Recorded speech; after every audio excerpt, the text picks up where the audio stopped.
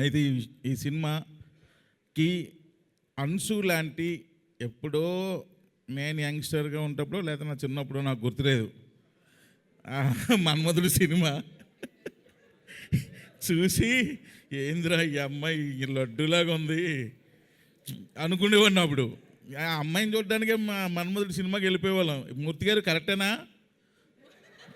మూర్తి గారు, ఈ అమ్మాయి అనకాపిల్లో మనం అమ్మాయిని చూడడానికే ఓ రేంజ్లో ఉండేది బాబు. మీకు తెలియకపోతే ఒకసారి పెట్టి చూడండి, నెక్స్ట్ లెవెలే. సో అలాంటి అమ్మాయి ఒక్కసారి ఈ సినిమాలో హీరోయిన్గా కళ్ళ ముందు రాబోసరికి అసలు ఏంది ఇది నిజమేనా అనిపించింది. ఇప్పటికీ అలాగే ఉందా? కొంచెం సన్నబడింది, నేనే కొంచెం తిని పెంచమ్మా, తెలుగుకి సరిపోదు, కొంచెం అన్నీ కొంచెం ఎక్కువ సైజుల్లో ఉండాలని చెప్పా. పర్లేదు, కొంచెం ఇంప్రూవ్ అయింది, నెక్స్ట్ టైంకి బాగా ఇంప్రూవ్ అవుద్ది. అలాంటి అమ్మాయి మళ్ళా మజాకాకి ఎంటర్ అవ్వడం నిజంగా చాలా హ్యాపీగా ఉంది. సినిమాలో కూడా మన్మధుడిలో ఏ రేంజ్లో అమ్మాయిని ఫీల్ అయ్యారో మజాకాలో కూడా అలాగే ఫీల్ అవుతారు. కాకపోతే అక్కడ నాగార్జున గారి పక్కన, ఇక్కడ రావు రమేష్ గారి పక్కన. సో ఎక్సలెంట్గా చేసింది. కాకపోతే పాపం అంతా లండన్ ఇంగ్లీష్. ఇప్పుడు వరకు ఇన్ని రోజులు షూట్ చేసాం కానీ గుడ్ మార్నింగ్ తప్ప ఏ మొక్క నాకు అర్థం అవలా ఏం చెప్తుందో. అంత అంటే ఇంగ్లీషు నాకే అంతంత మాత్రం వచ్చు. ఈ అమ్మాయి జెట్ స్పీడ్లో మాట్లాడుతుంటుంది. అది మామూలు రేంజ్ కాదు.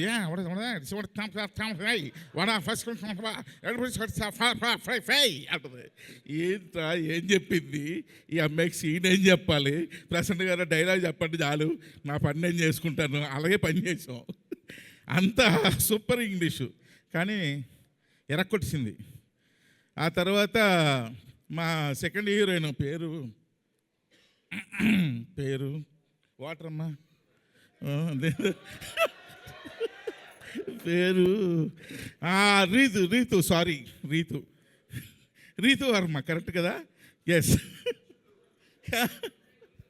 నమస్తే అండి, నా పేరు త్రినాథ్.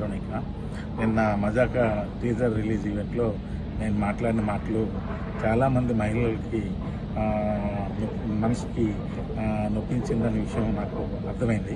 అయితే ఇది అందరికీ చెప్తున్నాను, నేను ఏదో నవ్వించే ప్రయత్నంలో అనుకోకుండా నా నోట్లో వచ్చిన మాటలే తప్ప నేను వాంటెళ్ళి చెప్పింది కాదు.